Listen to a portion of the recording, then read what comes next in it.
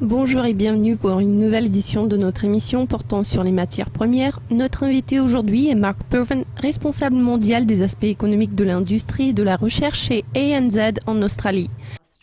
Mark, les prix du minerai de fer ont chuté de 70% au cours des 2 dernières années à 55 $ la tonne. Malgré cette baisse, BHP et Rio sont restés rentables tandis que les petits producteurs exigent que les prix soient supérieurs à 70 $ la tonne pour être en mesure de générer du profit. À votre avis, quelles sont les perspectives des producteurs de minerai de fer australiens ?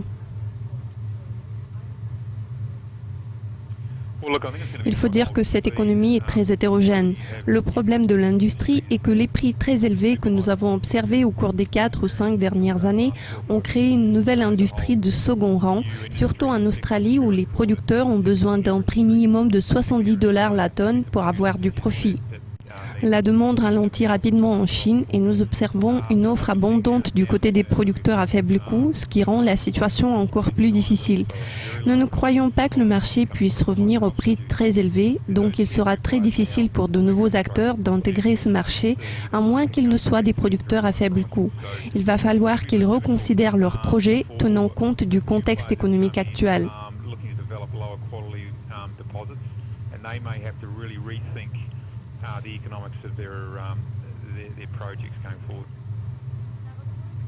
Selon le Financial Times, la Chine est censée réduire de 40% sa taxe sur les ressources qu'elle applique sur le minerai de fer dès le 1er mai. Certains analystes estiment que la production nationale maintiendra son rythme actuel et que l'offre mondiale va augmenter. Est-ce que les prix pourraient reculer davantage à votre avis ? En ce qui concerne la dynamique, il est intéressant de noter que l'approvisionnement de la Chine en minerai de fer est la principale raison pour laquelle les prix ont été tellement élevés. Cette forte baisse des prix représente une menace pour les producteurs à coût élevé. L'ajustement en termes de taxes est très faible en Chine. 40% semble être beaucoup, mais compte tenu du prix en dollars par tonne, on parle d'une économie de 3 ou 4 $. Les prix du minerai de fer changent à peu près chaque semaine, sinon chaque mois. Ils fluctuent dans cette fourchette de sorte que certains de ces ajustements des prix se sont déjà révélés inefficaces. Je pense que de toute façon, l'offre est assez élastique en Chine, en dépit de la baisse des prix. Même si les marges de profit des aciéries chinoises sont plus petites en ce moment, elles peuvent quand même poursuivre leurs opérations et c'est ce qu'elles font. Il est toujours important de s'adapter au contexte économique. Les 3-4 $ de baisse ne représentent pas un chiffre énorme dans le contexte donné.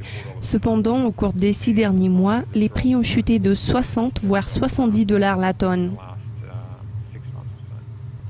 La Banque de réserve d'Australie a déclaré que le dollar australien demeure au-dessus des estimations par rapport à sa valeur fondamentale en raison de la baisse significative des prix des matières premières clés.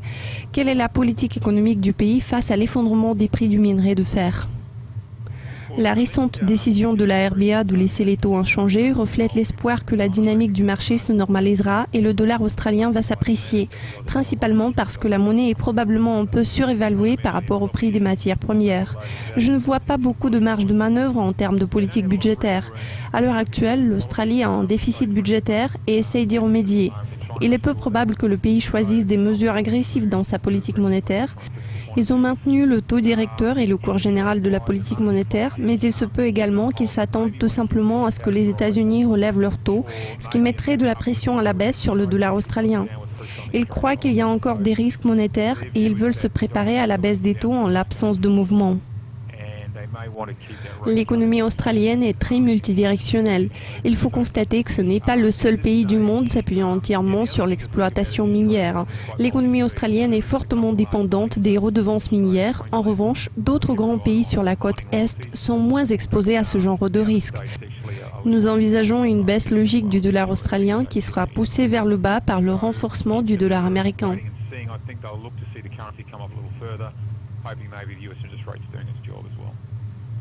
Marc, je vous remercie de votre participation. C'est tout pour l'instant, mais restez à l'écoute pour plus de mises à jour et d'interviews exclusives. À très bientôt.